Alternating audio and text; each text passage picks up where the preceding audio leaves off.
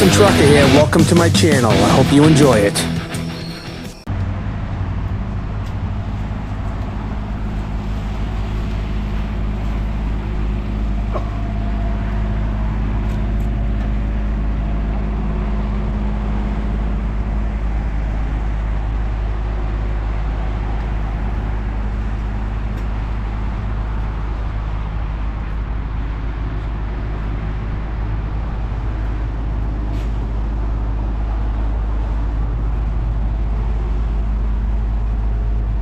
Hey, Rich. Hey, come on in. Can I come in? All right. Yeah, awesome. In, Fantastic.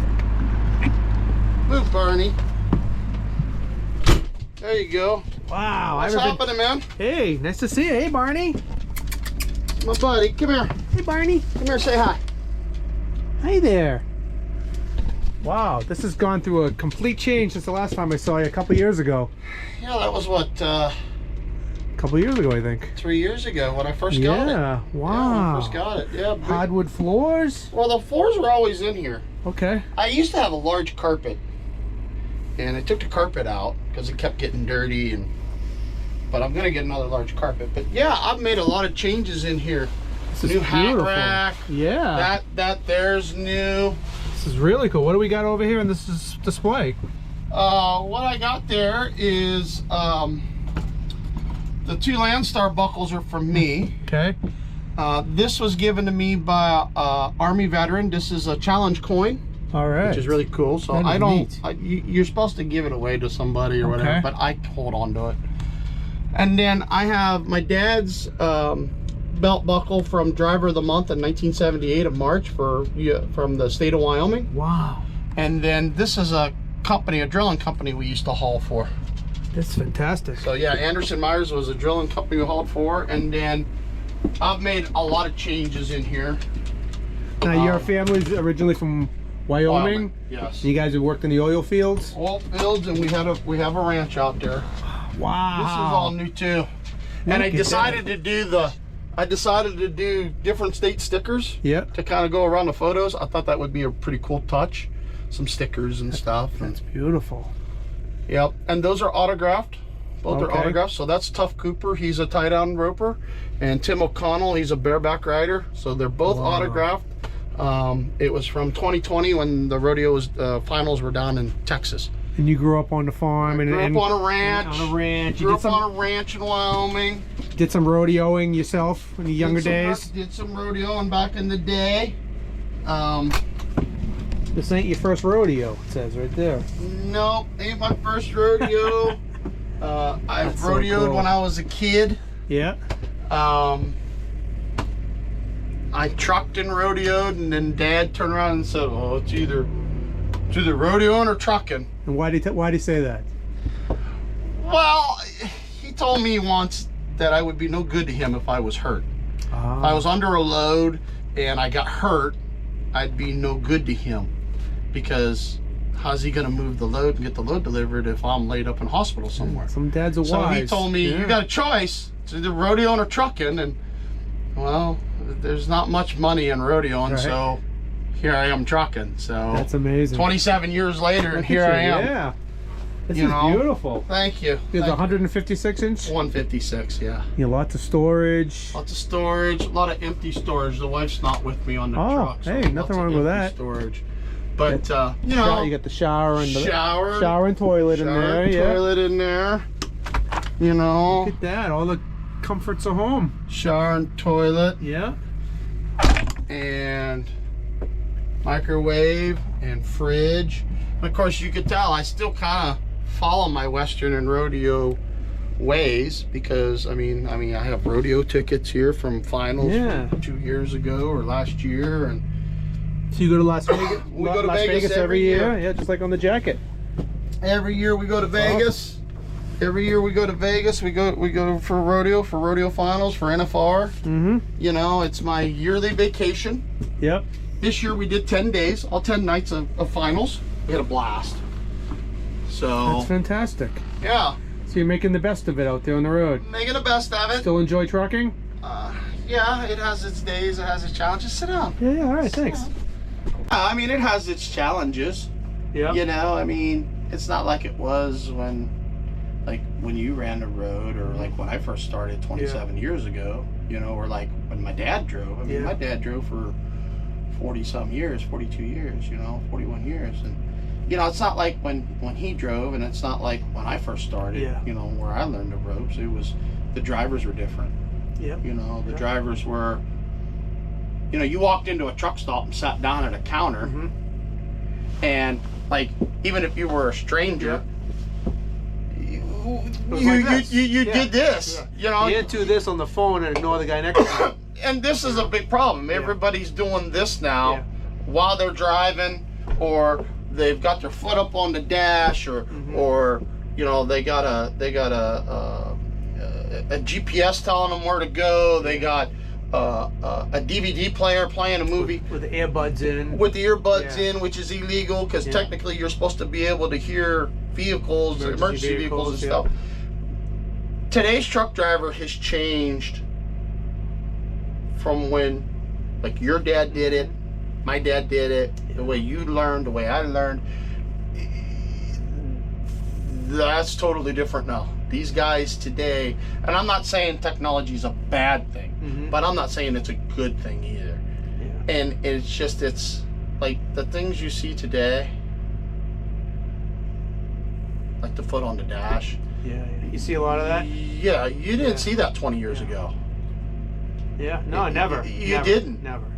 And the thing that I noticed today, in today's world, compared to 20, even 10 years ago, like, you'd pass a driver and you'd just kind of wave at them and they'd wave back. Now they do this.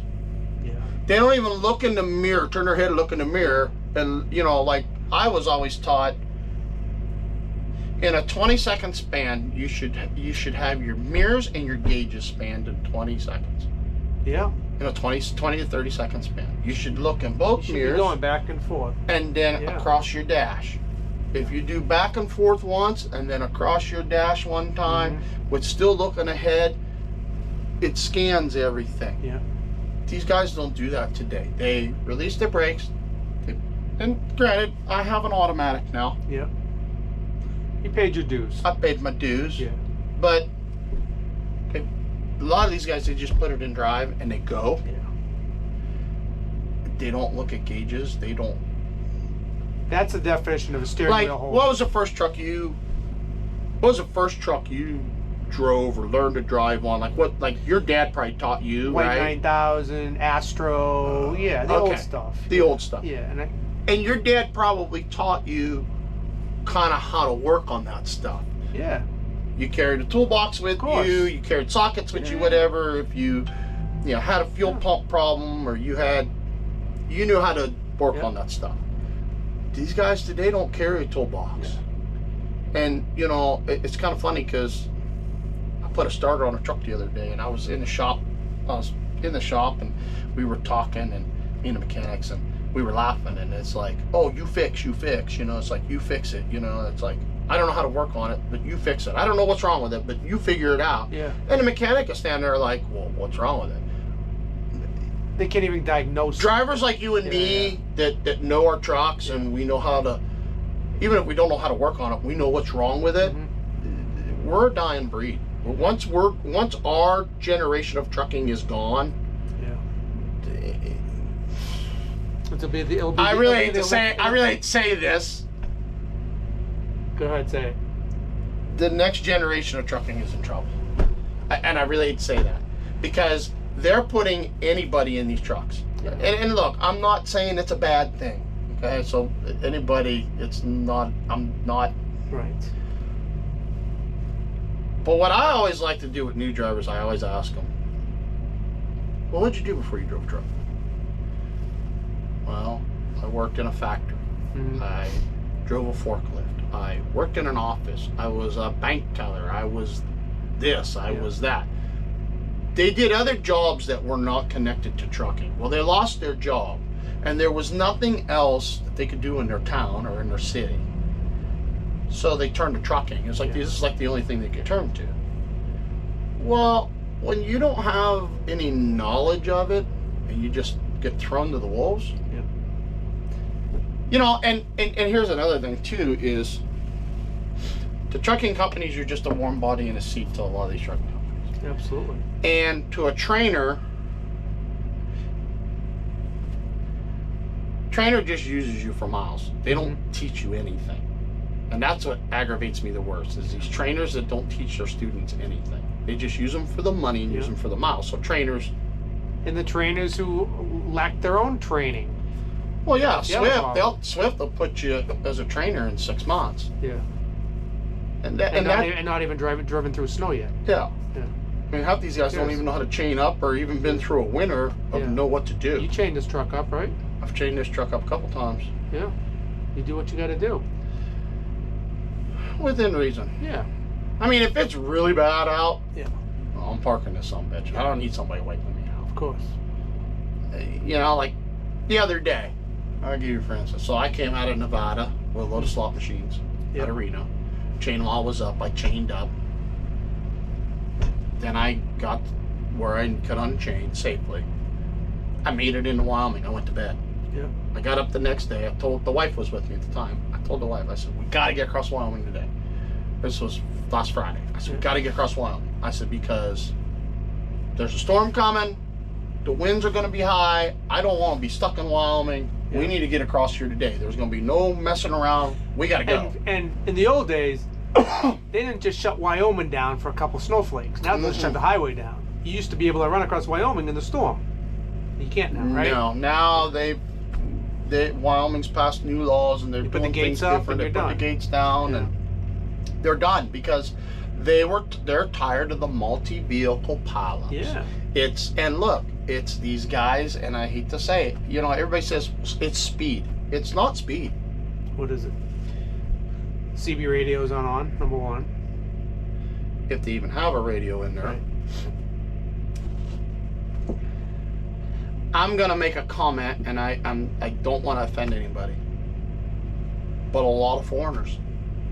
These guys they come from the Ukraine and they come from overseas and Europe or Russia, and they think they could come here and drive. Our snow and our weather is way different than it is over there, and our terrain is very different than it is over there. And anybody that wants to, and I know there's going to be people that get on YouTube, they're going to see this, they're going to make comments and everything else. So trust me, I've been over there. Yeah. All right? I've been there. And I'm telling you, the terrain and the snow and everything is totally different than what we have here. Okay? But they think they can drive like that here, and you can't. You can't. And this running nose to tail and not having an out. Not having an out. I mean, I watched a video the other day of 3 trucks. 2 trucks were in the right lane on TikTok, and the guy's in the left lane, and the first truck breaks traction in the trailer side sideways. The second truck jams on the brakes and goes to the shoulder, and the third guy, he's out in the left lane just a shitting and getting it, and he just lets off the throttle a little bit. Well, the first guy gets his trailer straight, and he goes by both of them without no incident whatsoever. So everybody that says it's speed related, it's not. It's human error. It's the human element. What these guys don't realize, and this is something I'm going to explain to all you guys. You guys listening? And I've been to Alaska. I've been all the way to Prudhoe Bay. I've hauled heavy equipment up to Prudhoe. I've been up there. I've been all over. And there's something that I was always taught. It's human element. You guys, the first thing, and I don't care if you're driving a car or you're driving a truck, your brain tells you to put as soon as you feel that truck or that car wiggle, your brain automatically thinks that it has to put it tells your brain tells your foot to put it on a brake pedal. Worst thing you can do. And it's the worst thing you can do. Yeah. I mean, they teach you that in your driver's manual. It's the worst thing to do. Yeah. You should let off the throttle, steer into the skid, and ease into the throttle, and I'm telling you, you'll get that sumbitch back straight. But these guys all jam on the brakes first because they get that fear. They have that fear. And the thing I noticed too, and this is for a lot of you new guys, especially in the wintertime, you guys got to relax. I have seen guys with the seat aired up and they're, their mouth is gapped open. Dude, shut your mouth. Having your mouth open is not like having a parachute. It's not gonna slow you down any quicker, all right? Second, relax. Yeah. When your body's tense, that's when you screw up. Yeah. The more relaxed you are, and I'm not saying, yeah, but just can I interject? float with it. When I first started learning how to drive, Where you? I had my hands on the wheel. My dad Death grip. knock my right hand off the wheel and go, relax, relax. Yep. Lose. I learned on a 6 and 4. Okay. Well, that's what I was driving the other day in my video. Did you see that? Yeah. Huh? I learned on a 6 and 4. I'm just learning. And you know, like my old man, I never threw the steering wheel. My old man hated that. Really? Nope. What did he say? One hand? Shift one stick at a time. Okay. That shifting two, you don't need to do that. You don't need to do all that. My old man, I can't tell you how many times my hands got hit with a stick. Or, Ben Center, you watching? But that's how I learned. Yeah. Everybody learns differently. Yeah, I learned on a 68 auto car. You know, I mean, no power steering, no air conditioning. Right. You know, you want power steering right here, right here. Yeah, You want air conditioning? 255, 2 windows down, 55 miles an hour. That's how we learned. You slept across a set of seats because you had a day cab. You slept across a set of seats on a 4x4. Right. You put a blanket across there for a little bit of padding, and that's how you How are slept. you, 6 feet tall? I'm 6'2". Yeah. So, you know, you're kind of crawled up a little bit. Yeah. You know. No. But, you know, that's how we learned. And you know, and like going into truck stops, how we're visiting is how drivers visited. Yeah. Because, look, back in the day, we didn't have cell phones. Yeah. We had Phones at the table. wall phones and or pay phones you Yeah. picked up. You had the AT&T Yeah. credit card. You called home, you or stood hey, in this is a line. collect Yeah. call Yeah. from. Yeah.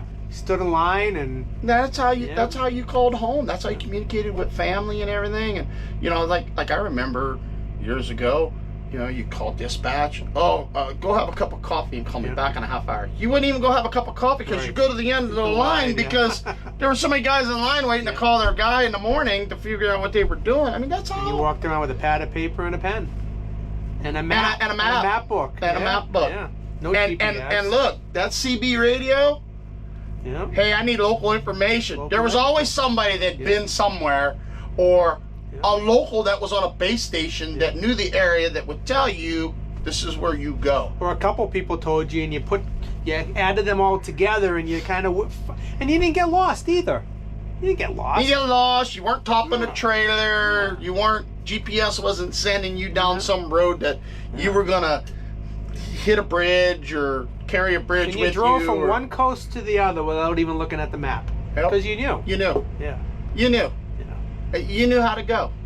Yeah. And you know, like even like New York City or Chicago, we used to buy paper map. We used to get the paper book. Yeah. You know, the hardbound book that had all the streets I in it. still have that. Yeah. I think I still have my Chicago book from like 25 years ago. Low bridges. So speaking of winter, Rich, you got any tips for winter drivers and new drivers, which they should be carrying for emergency equipment? What do you carry in the wintertime when you truck? So wintertime, I carry a set of winter coveralls. Okay, good. That's great. Yeah. I do carry a set of winter coveralls. When I got to chain up, I put them coveralls on. Good. That's like the first thing. Yep. Second, and look, carry water with you, even in the wintertime. Salt gets in the air, they put salt brine down, that dries you out. You got to stay hydrated. Carry water with you. Drink as much water as you can, stay hydrated. Hydration is important. Third thing I carry rubbing alcohol. Okay, for airlines and stuff? I dump it in my airlines. I'll dump it in my washer tank, my washer fluid, because it does freeze. That line does freeze when it's below 0 or whatever. I put that in, and it keeps it from freezing. And cleaning stuff off your polished tanks too sometimes. Wintertime, I really don't care about that. He knows what I'm talking Summertime, about. I do, but I still winter use that time's tip you different. gave me with the alcohol. I still got a bottle of alcohol just for my. That was a good tip. And carry food with you, you know, and I carry canned food with me. You know, now of course I have this truck, but when I had my great truck, my small bunk, I always carried in my side box a couple cans of soup or whatever. If you get stuck somewhere, look, you can take that can of soup, lay it up behind the turbo on a manifold, and set it on there. Leave the can, and You got set it dinner. on there for 500 20 miles. minutes. 20 minutes idling, it'll heat that can up, and you just take a can opener, open it up, and you got instant soup, you got food. You know, you get stranded out on a road or something, not even in a truck stop, just in. Right. Another thing too is, and a lot of guys I've been seeing videos of guys getting stuck and you know, snowbound and stuff like that. One thing I learned going to Alaska, even being in Wyoming, my dad, we used to always, every couple hours, get up. When we were on years ago, it was an 8-hour break years ago. Yeah. We get up and we pull the truck forward and back the truck up a couple times. Even when we were getting ready to park, pulled in a parking lot and it looked like it wasn't plowed very well. I still do it to today. I make some tracks. That way I could get out. That's a great tip. Instead of shoveling, I'm pulling out of a snow. I'm not getting snowed in. And then, well, that's what we used to do. I pull up and back up and forth. This way, when you have to get out, you can get out. You're not fighting snow drifts. You're not shoveling snow. So I never even thought of that. You never thought of that? Never thought of that. Yeah. That's a Wyoming trick right there. That's what us boys in Wyoming do. I learned something new today. Right. Another thing, you know, I always carry fuel additive. Never have not enough fuel additive. Dump it in your fuel tanks. filters and wrenches. Fuel filters and wrenches I carry extra. Yeah. You know, I carry a hammer with me in case I have trailer brakes that freeze. I can get under there and bang on them. You know, get them loose. I carry a torch. I do carry a torch that I can heat the drum up and. I like to carry kitty litter for traction to throw in the tires. We used to do Clorox. Really? Yeah, you take a little bit of Clorox. Yeah. And I'll tell you another trick too that'll help make your tires sticky too, and it's cheaper than Clorox and it won't ruin the tires as bad. Washer fluid. Oh yeah. Pour it across the tread. Stuff, Pour it across the tread of the tires. Let it drip down, and it'll help get you some traction. It's cheap man's traction. There's something else I carry. Cardboard box. Break it down. Piece of cardboard. You got to get on the ground. You don't have your coveralls. You can sit on the cardboard, and you can use it to put on your grill when it gets real cold with a couple bungee cords. Keep your truck. I have a winter front. I bought a winter front just to have for this. You can't afford a winter front. Piece of cardboard. Piece of cardboard. It'll get you through the cold days. It gets you through cold air. Yeah. Awesome. We used to do cardboard. You know, poor man's. Yeah. Poor truckers. Poor truckers' way of staying warm, because you know, back in the day, the old trucks, they didn't keep you warm. No. You know, I mean, like I know that, like I drove a Ford. And on the passenger side, there was a box, the heater box was there, and it had slits in it that the air went back in to recirculate.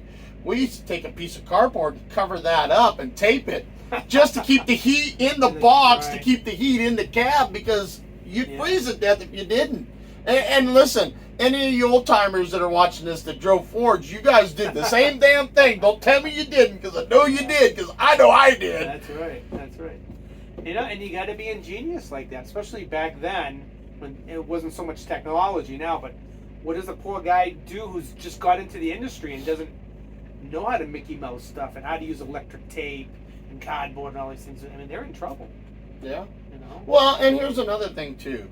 Back in the day, because we're old timers. But even like 20 years ago. Yeah. A lot of these towns have grown over the last 20 years.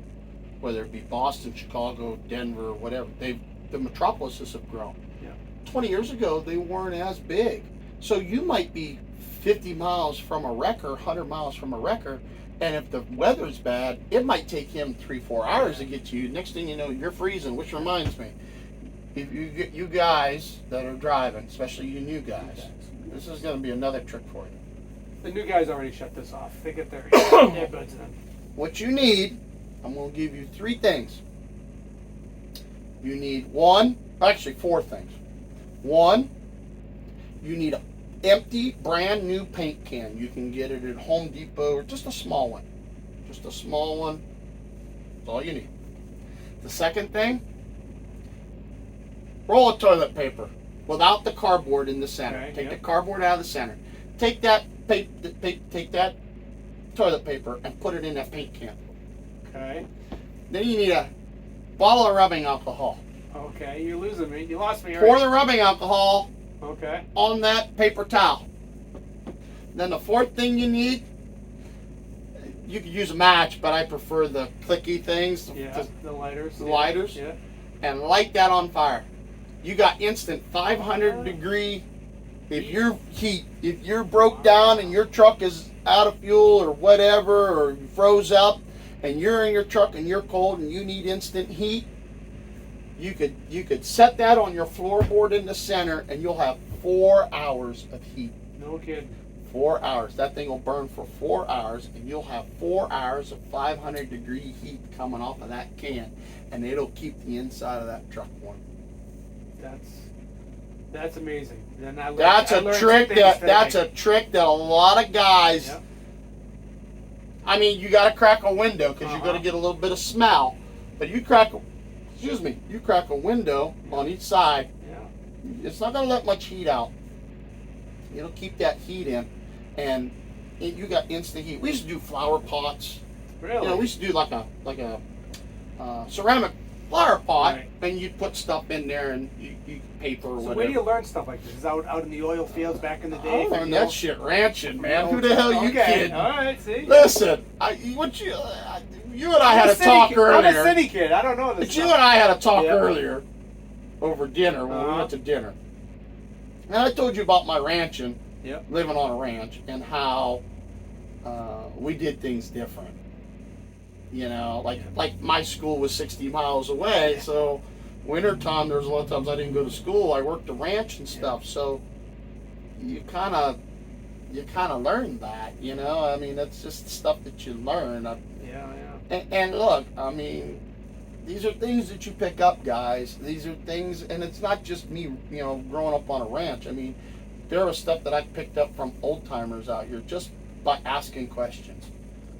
You know, don't be afraid to ask questions. Us old time guys, yeah, we might be grumpy, and yeah, we might get irritated at some of the stupid stuff that new guys do. But if a new guy came up to us and said, "Hey, Rich," or "Hey, Mike, you know, how do I do this or how I do that?"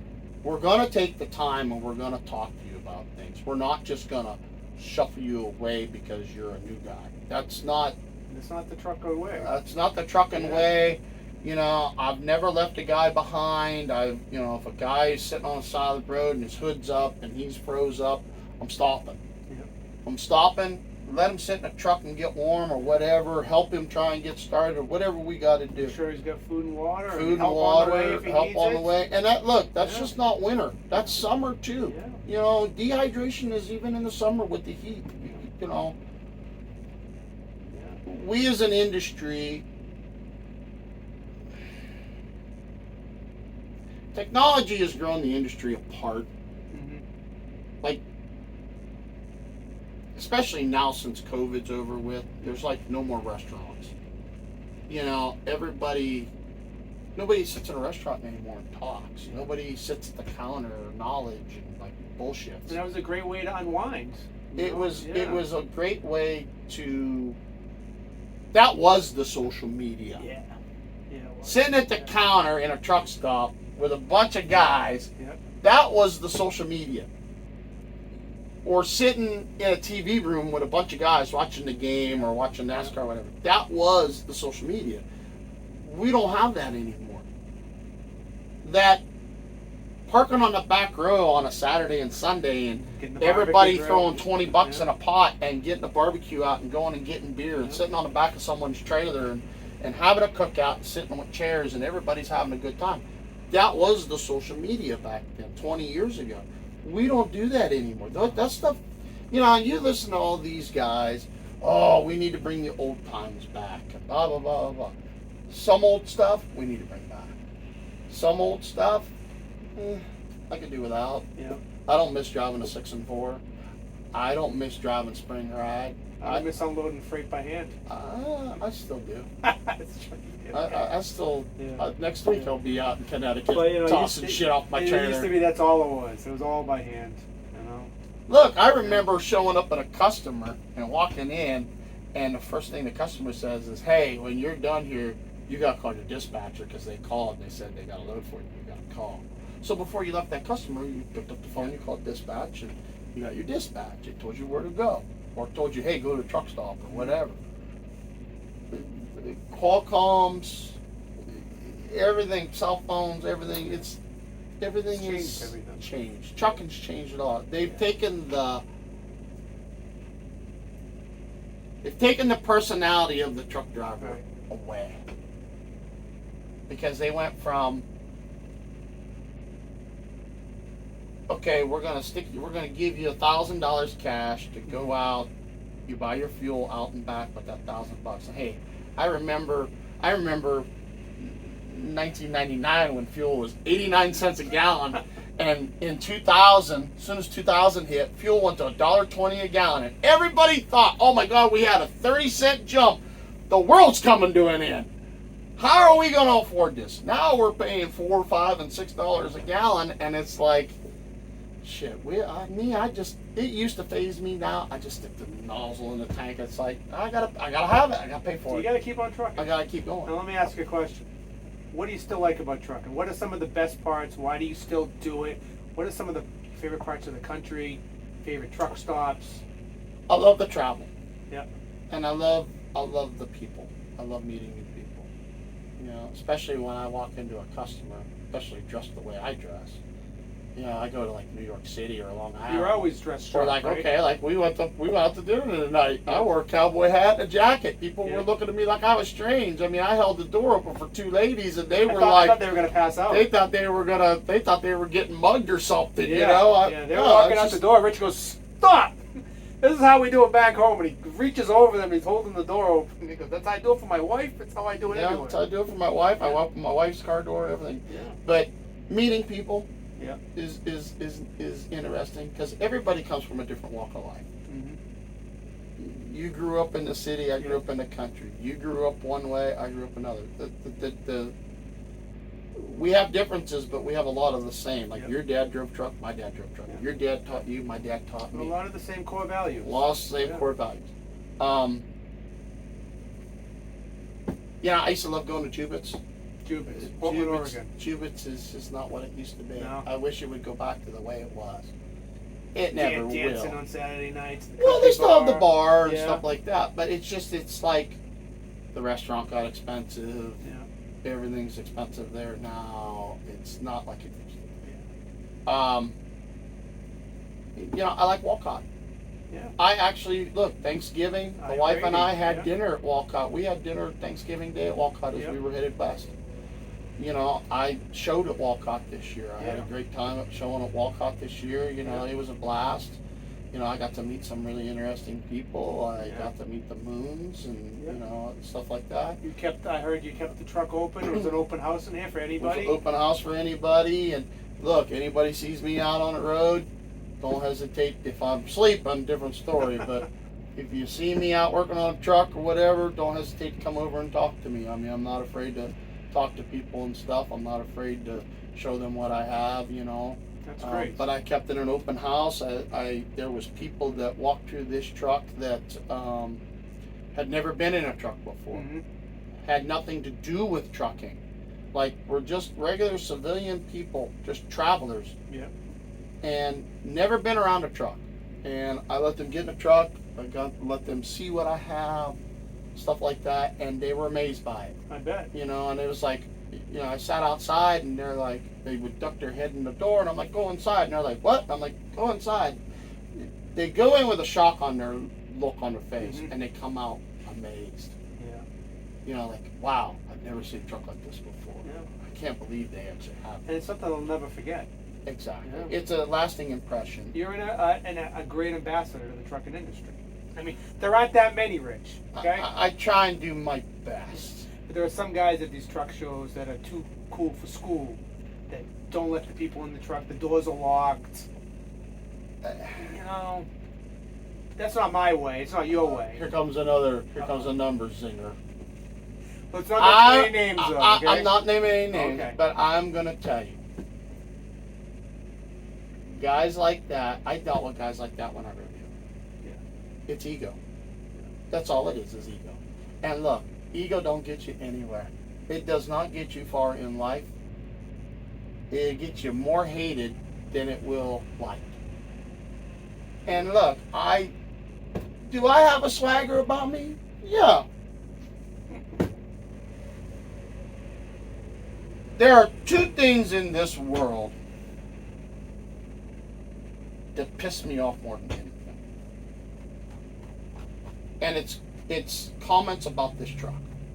Yeah. Because the first two questions out of people's mouths, or first two comments out of people's mouths are, and I get it everywhere, whether I'm parked in a parking lot, driving down the road, or sitting on fuel. Well, you must haul some really good freight to afford a truck like that. Well, I do all right. Well, what's a truck like that cost? And look, I'm not to offend anybody, but these are my two answers. One, if you gotta ask, you can't afford it. You gotta ask. Second off, I don't come to your house and ask you how much you paid for your home. Don't come to my home away from home and ask me how much I paid for my truck. 'Cause I don't know you from Adam. I have a business I have to protect. Look, you could be a thief. How do I know? You could steal my truck when I go in to pay for my fuel. You could, even though I lock my doors and everything, you could steal my truck. I'd come out to an empty spot. Mm-hmm. I never tell anybody what the cost of my equipment is because it's none of their business. And I don't tell them about the freight I haul. I don't tell them where I'm going. Nothing. If they ask, I say, "Well, I'm going that way." Yeah. Well, which way's that way? That way. You don't even know where I'm going. None of your business. None of your business. Yeah. When people start getting too personal about my business, that will turn me off. Yeah. And that's kind of ego. People will think that's ego driven. It's not. It's You're me protecting my protecting. business. Yeah. Especially if my wife's with me. Yeah, Now I'm not course. only protecting my business, but I'm protecting my wife too. Yeah. Me too. I miss Alaska. Yeah. I've never been up there. I miss going up there. I can't take this truck up there because I'm too long for Canada. Oh. But I miss going up there. Yeah, well, I miss going up there, but then I think, I don't miss that cold weather. I don't miss that minus 50 and that wind blowing. Yeah. I don't. Where did you go up there with your dad's trucks or your own truck? Dad's trucks. Dad's trucks. Yeah, when we heavy hauled, when I used to heavy haul and go up there, and we used to haul for neighbors drilling, which they're the big driller on the North Slope. We used to go up there, haul for them, take stuff out of Wyoming and stuff. You know, I do like the coast of California. Of course, you know I lived in Santa Maria for a while. I do like the coast. I think I like the coast of California because I miss the food. Yeah. I miss the Santa Maria tri-tip, which I cook tri-tip on my own, which is like really jamming. But I miss like the taco trucks. Yeah. That stuff I miss. Yeah, yeah. That stuff. I like that stuff too. I miss going to Salinas.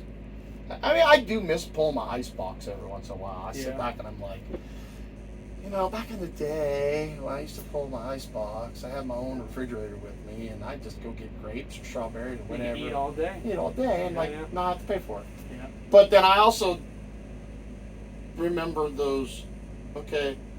Load Friday morning in Salinas, bulk lettuce to head to Boston for Monday morning. Go over the hill, stop in Reno, take a 4-hour nap, leave Reno, and know that it's 22 hours or 1,356 miles from the Petro Alamo in Reno to Boselman's in Grand Island. It's 22 hours. Yeah. You know, and it's like, okay, get to Boselman's, take an 8-hour nap, get up, run to Youngstown, take a 6-hour nap, and be sitting in Boston against the dock at Chelsea or Boston Market at like 9, 10 o'clock at night to deliver the next day. Then you slept all day, and then you went to H&M Bay, reloaded your 7-stop seafood to go back to L.A. You know, I mean, I did that for a couple years, and like I did that in an 8-day turn out and back, and it's like, you can't, those outlaw days are over, man. You know, everybody wants to be an outlaw until it's time to do outlaw stuff, you know? And it's like, oh, I want to be an outlaw. Yeah, well, it's time to do outlaw stuff. Well, I'll do outlaw stuff. Well, I guess we'll leave you behind, but we can't do that anymore with them stupid boxes, you know? But it is what it is. And look, I've slowed down, and it's like, I go across somewhere, and it's like, when did they put that up? And like, I was running with a buddy of mine one time, and we're going across Nebraska, and I looked over and I went, oh wow, when did they put that up? And he goes, that's been there like 30 years, dude. And I'm like, I never noticed it. He goes, what do you mean you never noticed it? How many times did you come across here back in the day? And I'm like, dude, when I came across here, I was running 80 mile an hour. I wasn't worried about sightseeing. I was looking for bears and chicks and having a good old time. Those days are over. Now it's like, I drive 680 miles and it's like, I got a hot shower behind me calling my name. And I got dinner hollering at me in the bunk.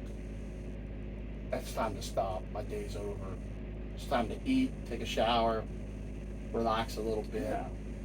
Work smart and not hard. Work smart, not hard. And look, did I drive 124,000 miles this year? Hell yeah, I drove 124,000 miles this year. Did I make good money? Damn Skippy, I made good money. Look, I spent 16 days in Vegas for rodeo. I had a blast, man. My yearly vacation. But I'm also getting to the point now that I'm starting to slow down. I am. The body's catching up. From rodeoing and trucking all these years and everything, the body's starting to catch up a little bit. The knees. I mean, I could look. I've had this hand probably broke like 4 or 5 times. Really? I've been kicked on, stepped on, kicked in the ribs. Look, rodeoing's a hard life, man. That's why I chose trucking. Sounds like the making of a good country song. The hospital bills trucking are a lot cheaper than rodeo, let me tell you. All right. Well, we're going to wrap up because I got to go trucking in the morning. I got to get up early tomorrow. Yeah. And I appreciate you talking to everybody and giving me the grand tour. Like I said, they can't miss me. I mean, for now, they can't miss me because I got Snoopy on my trailer. But he's going away. Okay. And I've got some things in the works. For the outside of the truck. It's going to look really cool. Some different graphics. And then sometime this year, either this year or next year, my trailer's a 13. Yep. I got some stuff I got to fix on it because I'm not buying a new one. And I want to paint it to match the truck. And then I'm going to do some really cool Western graphics on it. Oh, wonderful. Don't know what I want to do yet, but I'm going to do something. That's a good theme. Something that pertains to rodeo, and I got some things in the works with some possible rodeo stuff. And so like I said, I mean, this is home, and trust me, my wife goes with me, guys, and we have 3 dogs. We have 3 dachshunds, which you guys got to see Barney. He's sleeping now, but I'm not alone. And the biggest thing I tell guys, and I know we got to wrap this up, but this is something else I want to tell you new guys. If you feel alone out there, you're trucking and you feel alone, get a dog. Get a dog or a cat, preferably a dog. I just don't like cats. But I got 3 cats. And I'm a dog person. Get an animal. Yeah. They will actually be good companions. They are very good companions. I mean, my wife has our 2 dogs at home, and I have Barney with me, and he keeps me company, and he makes me laugh. Some of the stupid shit he does, and it cracks me up, and it'll help you. Trucking is a hard life, especially when you're alone. When you're gone away from family, and you're in this truck by yourself, especially now with restaurants being closed and everything's fast food and drivers don't talk and everything. And look, I mean, I don't know about up here because you're a lot of local guys. We all run the radios. You guys all run your radios. And you guys are all on 19. Yeah. When you get out of the Northeast, you get out Midwest or out West, very few guys talk on the radio. Quiet. It's quiet. Crickets. I hear that dumbass from New Mexico and his yeah, I know. Oh, that radio shop, whatever he be safe on the highways and byways. That's what he says. Yeah, that's the guy. That guy drives me crazy. Yeah, but hey, you know what? I laugh because it's like I hear it and it's like, well, fuck, he's the only one. Right. He's the only one on the radio. Nobody else is talking, you know. But if you're in a truck stop and it's a weekend and you're sitting a weekend, look, don't be afraid to ask a couple of drivers, hey, let's all throw $20 in a pot and let's grill. And that's how you make friends out here. That's how you have camaraderie out here. We did it back in the day. Guys didn't know each other. Now they're friends. I mean, look, you and I, still friends. You and I, we were in a club together. That's how we met. And look, we're great friends. We're like brothers, you know. We call each other holidays, birthdays. We call each other once or twice a month. look. One thing I will say, I remember my mom and dad. Our house was like a Motel 6. Yeah. If you were a driver and you knew my dad, even if my dad wasn't home, if you stopped, you had a warm bed, a hot shower, a place to do your laundry, and a warm meal. Because my mom would cook. My mom, we opened our door. That's what we did. If you knew my dad, you know, and even when I started trucking, you know, if you knew me, my mom would open the door for you. That's how you become friends, you know. That's what you do, you know. Those days are over. People don't do that anymore. You know, so, you know, to come up here and visit with you, go to dinner with you, hang out with you, with bullshit, stuff like that. You know, it's always nice to get out of the truck and meet a friend. And we did it back then too. How did we get a hold of each other back then? I don't even remember. Like, what? I remember American Trucker in the back of American Trucker magazine? Yeah. They used to have the one ads, and they used to have single white female looking looking for. I remember that. And they used to have the dating ads, and they also used to put, I'm looking for this driver. If you've seen this driver, have them contact me. I remember that. And look, a whole other video could be about us talking about American Trucker. But truck stops used to leave pins on notes on a board. Maybe a driver knows that driver. Seen, hey, I'm looking for this driver. If you see him, have him call me. Blah blah blah blah blah. He's an old friend, whatever. I remember carrying my little phone book with everybody's phone number, sitting at the truck stop table, and just calling all my friends to see who was home. If I was heading that way, heading across to California, who was home, pick you up at the truck stop, go for dinner. It was nice just to get out of the truck and meet a friend. And vice versa. Well, thanks for talking to me, Rich. We're going to wrap this up. Hey, I appreciate it. Thank you. Catch you next time. Hope everybody enjoyed this. Say hi to Rich if you see him on the road. See me, come over, say hi. I'm usually out polishing on some aluminum or doing something, working on a truck or doing something. Rich is going to be at a few truck shows this summer. Yep, I'm doing Walcott. Walcott's a big one. That's Iowa 80. Iowa 80. I want to do Wheel Jam this year in South Dakota. Okay. So I'm going to do that. That is Huron, South Dakota, that's Larry Olson's being on that show. That's his local show, and he's actually helps put that on. Great. I want to do Blessing of the Trucks. That's the one that Laverne Cross does in Shipshawana. Good man right there. Yep. Great man. Great guy. We talk he's sometimes. The best. That guy's he's a great guy. Yep. I want to do Steve Ford's Large Car Magazine. I want to go to that one this year. Hey, I want to personally invite you to Super Rigs this year too. If you can make it, that would be awesome. I can't say where it is, but when the time has come, I will let you know. I'd like to go to Super Rigs. I think it'd be a blast. Even if it's just to go and just hang out. Show. I just would love to go and just see some of the guys, because some of the guys, like some of the old guys, like Todd Job and guys like that. I mean, I've never met Todd, but you know, you've seen their trucks in magazines, and like you always looked up to them. Yeah. You know, even the guy that owns the Rio Giant. Brian Dax. Brian Dax. Yeah. Brian Dax, I remember when he had that 90-inch on that Diamond Rio, and he was with Wisconsin Express Lines. He was in magazines. He was Fight Doctor. I've met him one time. We got to talking about some people we knew that boxed, you know, and it was like, you know, guys like that I looked up to. You know, I always all said, those American trucker guys we looked up to. Yeah, we were young guys back then, on our way up. Yeah, and that was the thing, and just like meet those guys if they're at Super Rigs or something. That's like, to me, that's cool. But you know what's cool is when we were young, reading an American Trucker, looking up to those guys. There are young people looking up to guys like you now, and you don't even realize it. There are people that see you doing what you're doing, and they want to be just like you. I have people all the time, at least once a day. I have a person once a day walk up to me or say to me, "Boy, I want to be where you're at. I want to have the truck that you have." And they ask me, what's it take? And I tell them, first off, it's a lot of hard work. You got to work for it. It's not something that's handed to you. You have to work for it. And, you know, you got to have good work ethic. I mean, I had good work ethic from growing up on a ranch. You always put your best foot forward. And listen, that's all anybody could ever ask for. Yeah.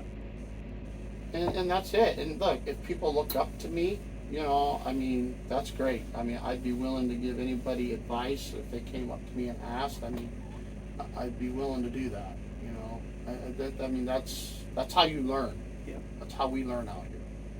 You know, and it's not ego driven. It's No. and look. I'm gonna tell you, like everybody else, I'm very blunt. Yeah. I'm not a cookie cutter. You tell it I'm how gonna it put is. the icing on Yeah, the cake for you. No, I'm gonna tell you how to make the cake. And you're not gonna like how dirty you're gonna get with the flour and everything and the yeast and everything. But you know what? I'm gonna tell you the way it is, and you may not like what I gotta say, but it's the honest to God, it's truth. And that's like with me being at Landstar, I'm a driver mentor here. And I've mentored some drivers, and I tell them the way it is, and they don't like sometimes some of the things that come out of my mouth. But you know what? It's the truth. And it comes from experience. It comes from experience. All It right, comes brother. from a lot of experience. That's great. Not only me, but like my dad, Yeah. 42 years. So, Yeah.